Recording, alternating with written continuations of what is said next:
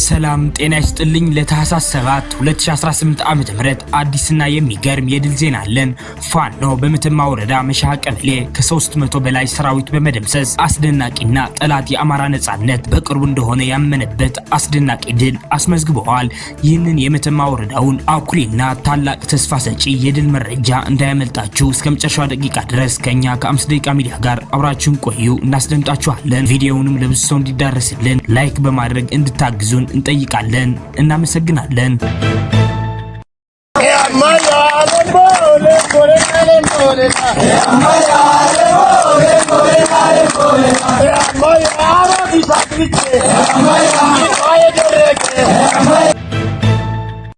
ሰበር ዜና። ጤና ይስጥልን ውድ የ5 ደቂቃ ሚዲያ ተከታታዮች፣ የዕለቱ አዳዲስ የፋኖ ትግሎችና አንኳር ነጥቦች በዚች በ5 ደቂቃ ጊዜ ውስጥ አጠር አድርገን ልናቀርብላችሁ መጥተናል። በቅድሚያ አርዕስተ ዜናዎች እናስደምጣችሁ። የጠላት ሰራዊት ፋኖን እየተቀላቀለ ይገኛል። ተጨማሪ ያለን ታደምጡታላችሁ። የተሰበረ ክላሽ ይዞ እጅ የሰጠ የፋኖ አባል የለንም ሲል አርበኛ ዘመነ ምህረት ገልጸዋል። ተጨማሪ የስልክ ጥሪ ያለ እናስደምጣችኋለን። ፋኖ አምባሰል ዙሪያ ተጋድሎ በማድረግ አስደናቂ ድል አስመዝግበዋል። ተጨማሪ ያለን ታደምጡታላችሁ። ፋኖ በመተማ ወረዳ መሻሃ ቀበሌ ከ300 በላይ ሰራዊት በመደምሰስ አስደናቂና ጠላት የአማራ ነጻነት በቅርቡ እንደሆነ ያመነበት አስደናቂ ድል አስመዝግበዋል። ይህንን መረጃ በሶስተኛው ዜናችን ነው የምናስደምጣችሁ። አብራችሁን ቆዩ። የአማራ ህዝባዊ ትግሉን የምትደግፉ ውድ አድማጭ ተመልካቾቻችን ቪዲዮውን ላይክ፣ ቻናሉን ሰብስክራይብ እንዲሁም በኮሜንት ድል ለአማራ ጀግኖች እያላችሁ ለህዝብ ብለው ጫካ ለገቡ አርበኞች እንድታበረታቱ ዘንድ በአክብሮት እንጠይቃለን። እናመሰግናለን። በቀጥታ ወደ መረጃዎች አለፍኩኝ። እስከ መጨረሻው ድረስ ከኛ ጋር ቆዩ። የአረመኔው ሰራዊት አባላት ፋኖን በቡድን መቀላቀላቸውን ቀጥለዋል። የአረመኔው ስርዓት የሚነዛው ተራ ፕሮፓጋንዳ ኃይሉን ከመበተን አልታደገውም። በሱት ምኞት 4 ክላሾች ጋር የሰላም ስምምነት አድርጌያለሁ ብሎ ፕሮፓጋንዳ የሚነዛው የአረመኔው ውሸት ከሞት የማያድናቸው መሆኑን የተገነዘቡ አባላቱ ቀን በቀን እየከዱ ትግሉን እየተቀላቀሉ ሲሆን ከ59ኛ ክፍለ ጦር 3ኛ ሻለቃ ወጥቶ ፋኖ የተቀላቀለው ፍታለው ዳኘው የተባለው የመከላከያ ኦፕሬተር እንደተናገረው በአሁኑ ሰዓት ራሱን መከላከያ ብሎ የሚጠራው አሸባሪ ሰራዊት ፋኖን የመቋቋም አቅም እንደሌለው ገልጸዋል። ሁሉም የሰራዊት አባላት እየተበተነ ወደ ፋኖ መቀላቀል እንደሚፈልግ በተጨማሪም አስረድተዋል። አሁን ሁለተኛው ዜናችን እናስደምጣችኋለን። ከዚህ በመቀጠል በሶስተኛው ዜናችን የመተማ ወረዳውን አስደናቂና ተስፋ ሰጪ የድል ዜና የምናስደምጣችሁ ይሆናል። አብራችሁን ቆዩ። ልጅ ኢያሱ ኮር 23ኛ ክፍለ ጦር አምባሰል ዙሪያ ተጋድሎ በማድረግ ድል አድርገዋል። ሚኒሊክ እዝ ልጅ ኢያሱ ኮር 23ኛ ክፍለ ጦር በትናንትናው ዕለት አምባሰል ተራራ ላይ ሰፍሮ ያለውን የጠላት ኃይል ድባቅ በመምታት ድል አድርገዋል። ልጅ ኢያሱ ኮር 23ኛ ክፍለ ጦር ደቡብ ወሎ አምባሰል ጅጎዳ አባላ ተራራ ላይ ሰፍሮ የነበረው የብልጽግና አራዊት ሰራዊት ብርቱ ፍልሚያ እያደረጉ አይቀጡ ቅጣት እየቀጡት ይገኛሉ።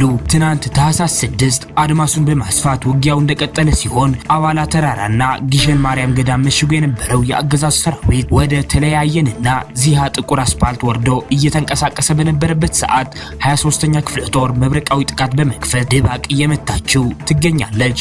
ተጨማሪ ዝርዝር መረጃ ሲደርሰን እናስደምጣችኋለን።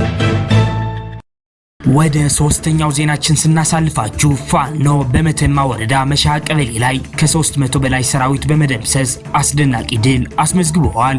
በትናንትናው ዕለት በልዩ ወታደራዊ እቅድ የማጥቃት ውጊያ የከፈተው ልማደኛው በላይ ዘለቀ እዝ ደጃዝማች 4ኛ ኮር ጎቤ ክፍለ ጦር፣ አርበኞች ክፍለ ጦርና ረመጡ ደጀን ክፍለ ጦሮች የተወጣጣ ደምሳሽ ፈጣን ተወርዋሪ ኃይል ጠላት የመሸገባቸውን ከፍተኛ ቦታዎች በመዝለቅ ከንጋቱ 12 ሰዓት እስከ ቀኑ 10 ሰዓት ከባድ የጨበጣ ውጊያ በማድረግ ጠላትን የደመሰሰ ሲሆን ከመተማ ተነስቶ በነጋ ውሃ አድርጎ መሻሃ በመድረስ የውጊያ ድጋፍ ለማድረግ ከምዕራቡ ወደ ሰሜን ምስራቅ አቅጣጫ የተንቀሳቀሰው የጠላት ኃይል በደጃዝማች 4ኛ ኮር አጣናዋሴ ክፍለ ጦር ምትደርሶበት ተልእኮው እንዲከሽፍበት ተደርገዋል። ከምዕራብ አርማጭሆ አብርሃ ጅራ በመነሳት መሻሃ ደርሶ ከድምሰሳ ሊታደግ የተንቀሳቀሰው የአብይ የፋሽስት ሰራዊት ቀድሞ ስምሪት በተሰጠባቸው በደጃዝማች 4ኛ ኮር ዘራይ ክፍለ ጦርና ተከዜ ክፍለ ጦሮች መተላለፊያ መንገዱ በእሳት መታጠሩን መሆናቸውን በማረጋገጥ መሻ ለተከበበው ጠላት ሊደርስለት አልቻለም።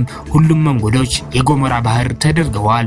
በዚህ ውጊያ 253 የተደመሰሰ ጠላት፣ 58 የቆሰለ፣ 55 እጅ የሰጠ የተማረከ፣ 83 የተማረከ ክላሽ፣ 2 የተማረከ ብሬን፣ 1 ዲሽቃ፣ 15000 ልዩ ልዩ ተተኳሽ ጥይት ተማርከዋል። ይህንን ድል የአማራ ህዝብ ነጻነት በቅርቡ እንደሆነ ያስመሰከረ ሆኖ አልፈዋል። የተሰበረ ክላሽ ይዞ እጅ የሰጠ የፋኖ አባል የለንም ሲል አርበኛ ዘመነ ምህረት ገልጸዋል። ተጨማሪ የስልክ ጥሪ ያለ አድምጠነው እንመለስ።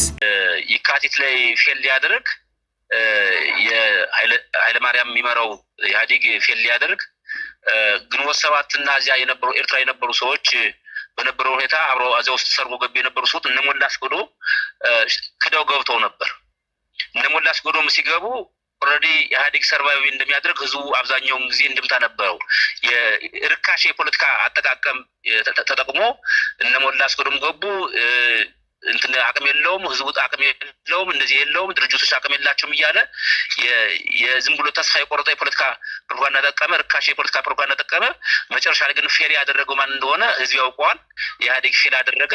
የዛን ጊዜ ያካሄደው አሁን ያለውን ስርዓት አመጣ እንጂ ምን ያህል የፖለቲካ ኪሳራ እንደተሰረበትና ሞላ አስገዶም ግን የሚያውቅ ሰው ያውቀዋል። በተለይ በ2008 አካባቢ 2009 አካባቢ ሞላ አስገዶም እንዲህ ብሎ እንደገባ ከኤርትራ እንዲህ ብሎ ከመንግስት ጋር ተደራድሮ የታጠቀ ኃይሎችን ይዞ እንዴት ብሎ እንደገባ መንግስት ምን አይነት ፖለቲካ ፕሮፓጋንዳ ሲጠቀም እንደነበረ ምን አቅም እንደሌለና ምን ኃይል እንደሌለው የርካሽ ፖለቲካ ይከተል ነበር። አሁንም የዚህ አይነት ሁለዚህ የድርጅቱ ፖለቲካ ይከተል ነበር። በ1981 እንደዚሁ ውሃት ፌል ሲያደርግ ውሃት ወደ ደርግ ሊወርቅ ሲል የተለያዩ ኃይሎች እንደና አብርሃም ያሉ ገብተው መንግስት መጨረሻ ላይ ፌል አደረገ። መፈንቅለ መንግስት ተሞክሮ ፌል አደረገና ይህ መንግስት መጨረሻ ላይ እንደሚወርቅ የሚያመላክት ነው። ስለዚህ የተለያዩ በትግል ባህሪ ይሄ ያጋጥማል። መንጠባጠብ ያለ ነው። መጨረሻው ማያዩ ሰዎች አሉ። ስለዚህ አሁን የገቡት ወንድሞቻችን ከኛ ጋር አብረው የነበሩ ናቸው። እንደ ጎንደር ጠቅላይ ግዛት እንደ አፋድም እንግዲህ ማን ነው እያሱ የሚባለው ምክትል የፖለቲካ ዘርፍ ኃላፊ ነው ብሎ ኢንተርቪው ሰጥቷል። እኔ እስከማውቀው ድረስ የሆኑ ቤተ አማራ ፖለቲካ ዘርፍ ኃላፊ እንጂ የድርጅቱ ምክትል ፖለቲካ ዘርፍ ኃላፊ እኔ እንደሆንኩ ነው የማውቀው። እንግዲህ ማን እንደቀየረው አላወቅኩም፣ ማን እንደመደበው አላወቅኩም። የገቡት ልጆችም ተራ እንደ ጠቅላይ ግዛት በዞን ደረጃ የነበሩ ሰዎች ናቸው እንጂ 3-4 ሰዎች የገቡ ናቸው እንጂ እንደ ጎንደር እስካሁን ድረስ ምንም ጠቅላይ ግዛቱ የተፈጠረም ነገር የለም። እንኳን የተለያየ ነገር ነውና እንኳን ድሽቃ ይዞ መግባት ነውና ሰባራ ክላሽም ይዞ ጓንድ የሚይዞ የገባ ባል የለብንም። የተለያዩ ቦታዎች ላይ ምናያቸው ምልክቶች አሉ። ያ ለምን እንደተከሰተ እነዚያ የሚመሯቸው አደረጃጀቶች መናገር ይችላሉ። የነማን አባል እንደገባ ማን ምን እንደሆነ እሱን የሚናገሩ አካል ይናገር። እንደ ጠቅላይ ግዛቱ ግን ከበጌ ምድር አንስቶ ከካራማራ አንስቶ እስከ ጣይቱ እስከ አጼዎቹ እስከ ታች ድረስ እስከ ገብርዬ ክፍለ ጦር ድረስ ባለው 16 ክፍለ ጦር ምንም አባል የገባ የለም። ሰባራ ክላሽ እንኳን ሰው ሰባራ ክላሽ ይዞ የገባ ጓንዴ አብዛኛውን ጊዜ ድራማ የተሰራ ጓንዴ ይዞ ይገባሉ።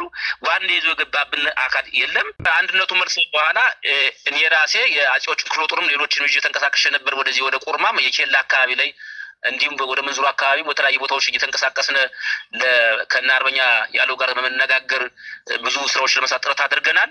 እሱን ለማርገብ ጥረት ስናደርግ አሁን ዋናው ነገር ችግሩ እየፈጠረብን ያለው ራሱ የመንግስት ፖለቲካ ነው። ምክንያቱም ትርፍ ለማትረፍ ሲል ባንዳዎችን አሰማርቶ ህዝብ እንዲዘረፍ፣ እንዲጨፈጨፍ፣ እንዲታገት ያደርጋል። መጨረሻ ላይ ደግሞ ይቅርታ እንዲገቡ ያደርጋል። የጥቅም መጋራቶች አሉ፣ ዝርፊያዎች አሉ። ዝርፊያ አንድነቱ መልስ በኋላ እኔ ራሴ የአጼዎቹ ክፍለ ጦርም ሌሎችን ይዤ ተንቀሳቀሽ ነበር። ወደዚህ ወደ ቁርማም የኬላ አካባቢ ላይ እንዲሁም ወደ መንዙር አካባቢ በተለያዩ ቦታዎች እየተንቀሳቀስን ከና አርበኛ ያለው ጋር በመነጋገር ብዙ ስራዎች ለመስራት ጥረት አድርገናል። እሱን ለማርገብ ጥረት ስናደርግ አሁን ዋናው ነገር ችግሩ እየፈጠረብን ያለው ራሱ የመንግስት ፖለቲካ ነው። ምክንያቱም ትርፍ ለማጥፋት በእኛ ክትትል በእኛ ሁኔታ የመንግስት ያሰማራቸው አካላት እንጂ ፋኖ አይደለም። ቁርማ አካባቢ ላይ በጣም አስቸጋሪ ሁኔታ ነው። እርግጥ ነው አዋል በጣም አስቸጋሪ ነው። እኔ ራሴ 1-5 ቀን ነው በሰሞን ሄጄ ለማስተካከል ጥረት አድርጌ ነበር። ጉዳዩን ስቴብል ለማድረግ አቁመነው ነበር። ጠላት ደግሞ ሆን ብሎ መጥቶ አደናቀፈን። ግን ዘራፊዎቹ ሲዘርፉ ዝም ብሎ ቆሞ ያያል መንግስት። እኔ ባለኝ ክትትል ሾፌሮች ይታገታሉ፣ ንጹሃን ይታገታሉ፣ በጣም አስቸጋሪ ሁኔታዎች ይፈጠራሉ። ይህን እየሰራ ያለው የመንግስት የደህንነት ክንፍ ያሰማራቸው አካላት ናቸው። እነዚህ ሰዎች አብዛኛውን ጊዜ ባለኝ ክትትል የተጠረነፉ አይደሉም። ከየትኛው የፋኖ አደረጃጀት የተጠረነፉ አይደሉም። ለብቻቸው ያሉ ናቸው። ይዘርፋሉ፣ ከተማሩ ይዝናናሉ፣ ከመንግስት አመራሮች ጋር ሊንክ አላቸው፣ ግንኙነት አላቸው እና ስለዚህ እሱን ለመቆጣጠር ጥረት እያደረግን ነው። አሁን ካለንበት ሁኔታ ሆን ብሎ መንግስት እያዘረፈ ስለሆነ ድረስ እኛ ልንቆጣጠር ስንሄድ አስቸጋሪ ሁኔታ ሆን ብሎ በእኛ ላይ ፕሬዥር ይፈጥራል። እኛ ስንለቅ ደግሞ እንዲዘረፍ ያደርጋል። ይህ ህዝቡ እንዲያውቁ እንፈልጋለን። ስለዚህ የሚዘርፉት የሚሰርቁት ህዝብ የሚያንገላቱት ፋኖች አይደሉም። እኒህ ነፍሰ በላዎች ናቸው። የመንግስት ኤጀንቶች ናቸው። የመንግስት ተወካዮች ናቸው። የአብይ ስርዓት አስቀጣዮች ናቸው። ለአማራ ህዝብ ብሎ ወጥቶ የአማራን ህዝብ የሚያግት አካል ከሆነ ፋኖ አይደለም። ስለዚህ እኛ በየትኛውም አደረጃጀት የታቀፉ አይደሉም። በእኛ አደረጃጀት እንደ አጼዎቹ እንቀሳቀሰናል። ያን ስቴብል ለማድረግ ጥረት እየሰራ ነው። አሁን ወደፊት ምን እንሰራለን? በተለይ ከጥቁር አስፋልቱ እስከ ቋራ ድረስ እገታ የለም፣ ዘርፊያ የለም። ጠቅላይ ግዛቱ ባለበት ቀጠና ውስጥ በየትኛውም ጣይቱ ባለበት ዝርፊያ የለም፣ እገታ የለም። የጠቅላይ ግዛቱ አካል በሆነበት አካባቢ እንኳን ዝርፊያ እንኳን እገታ አንዲትም ኮት የለችም። በዚህ አጋጣሚ አርበኛ ደረጀን ሊያመሰግን ይገባል። አፋብኃ ምስራቅ አማራ ቀጠና ሚኒሊክ ዕዝ ላስታ አሳምነው ኮር እሸት ክፍለ ጦር የብርሃኑ ጁላ ክትትል ሰራዊት ላይ አካላዊና ቁሳዊ ኪሳራ አድርሰውበታል። መነሻውን ከታሪካዊቷ ቦታ ላሊበላ ከተማና ላሊበላ ኤርፖርት አድርጎ እሸት ክፍለ ጦሩን አፍናለሁ በሚል አጉል ምኞት አዳሩን በአምስት አቅጣጫ ማለትም በሙጫ በረት፣ በአቤሰግ ኪዳነ ምህረት፣ በእርፋ ተካይ መንደር፣ በታለው ድብር አስፍቶ ቢመጣም በነበልባሎቹ እሸት ክፍለ ጦር ተገርፎ አስክሬኑን እንኳን ሳያነሳ ወደ መጣበት ላሊበላ ኤርፖርት እና ላሊበላ ከተማ ፈርጥጦ ተመልሰዋል። ውጊያውም በትናንትናው ዕለት ከሌሊቱ 11 ሰዓት እስከ 8 ሰዓት በፈጀው ትንቅንቅም ከ15 በላይ የአገዛዝ ሰራዊት ሲደመሰስ ከ20 በላይ ቁስለኛ ማድረግ ተችሏል። አድማጭ ተመልካቾቻችን ለሰዓቱ የነበሩን የ5 ደቂቃ ዜናዎች እነዚህን ይመስላሉ። በቀጣይ የምንሰራቸው ዜናዎች እንዲደርሷችሁ ቻናሉን ሰብስክራይብ በማድረግ እንዲሁም የደወል ምልክቷን በማብራት ቤተሰብ እንዲሆኑ እንጠይቃለን። እናመሰግናለን።